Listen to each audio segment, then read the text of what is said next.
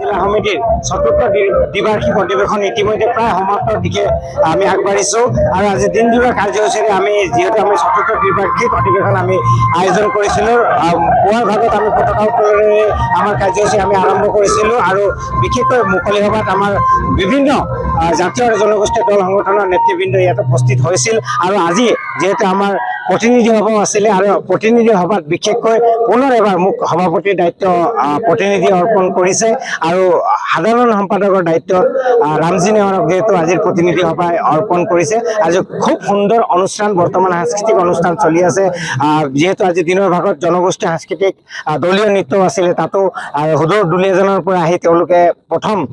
অৰ্থাৎ চেম্পিয়নছ হ'বলৈ তেওঁলোকে সক্ষম হৈছে তেওঁলোককো শুভকামনা জনাইছোঁ। আজি বিশেষকৈ আমাৰ এই অনুষ্ঠানত উপস্থিত থকা আমাৰ সোণাৰী বিধানসভা সমষ্টিৰ বিধায়ক ধৰ্মেশ্বৰ কোঁৱৰ ডাঙৰীয়া আছিলে আৰু বিশেষকৈ নৱনিৰ্বাচিত মাহমৰা বিধানসভা সমষ্টিৰ বিধায়ক সুৰুজ দিঙিয়া ডাঙৰীয়া আমাৰ মঞ্চত আহিলে প্ৰাক্তন সাংসদ তপন কুমাৰ গগৈ ডাঙৰীয়া আমাৰ এই মঞ্চত আহিলে গতিকে আমি তেখেতলোককো আমি জিলা সমিতিৰ তৰফৰ পৰা আন্তৰিক ধন্যবাদ তথা কৃতজ্ঞতা জ্ঞাপন কৰিছোঁ। বিশেষকৈ গোৰ্খা ছাত্ৰ সন্থাৰ কেন্দ্ৰীয় সমিতিৰ সাধাৰণ সম্পাদক ইয়াত উপস্থিত আছিল আইএম যুৱ পৰিষদৰ কেন্দ্ৰীয় ভাৰপ্ৰাপ্ত সভাপতি ভিগু হাতমেৰ ডাঙৰীয়া আমাৰ মঞ্চত উপস্থিত আছিল আইএম ছাত্ৰ সন্থাৰ কেন্দ্ৰীয় যুটীয়া সম্পাদক দিগন্ত চাংমাই ডাঙৰীয়াৰ লগতে যুৱ ছাত্ৰ পৰিষদ আৰ্টছা আছু তেখেতলোকৰ জিলা সমিতিৰ বিষয়ববীয়াসকলো আজি উপস্থিত আছিল। গতিকে খুব এটা সুন্দৰ অনুষ্ঠান আজি প্ৰায় সমাপ্তৰ দিশে এতিয়া আমি আগবাঢ়িছোঁ। আমি এই অনুষ্ঠানতে 5জনকৈ বিশেষ ব্যক্তিক আজি আমি সম্বৰ্ধনা জনাওঁ। তাত বিশেষকৈ আমি আজি স্বৰ্গীয় মন বাহাদুৰ চুব্বা বঁটা প্ৰদান কৰিছিলোঁ আমি পদ্মবনীয়া দেৱক আৰু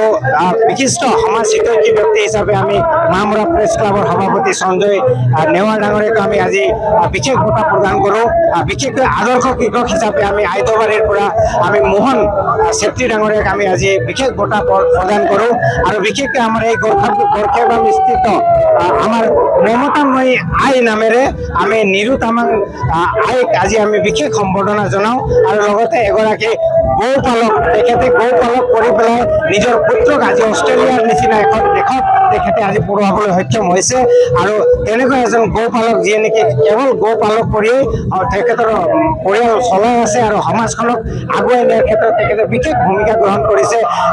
ৰমাকান্ত অধিকাৰী হুদুৰ আমাৰ উত্তৰ চুন্দাৰ পৰা তেখেত বিলংছ কৰে তেখেতক আজি আমাৰ এই মঞ্চত আমি সম্বৰ্ধনা জনাবলৈ পাই আমি খুবেই গৌৰৱান্বিত অনুভৱ কৰিছোঁ। যিকোনো খবৰৰ বাবে যোগাযোগ কৰক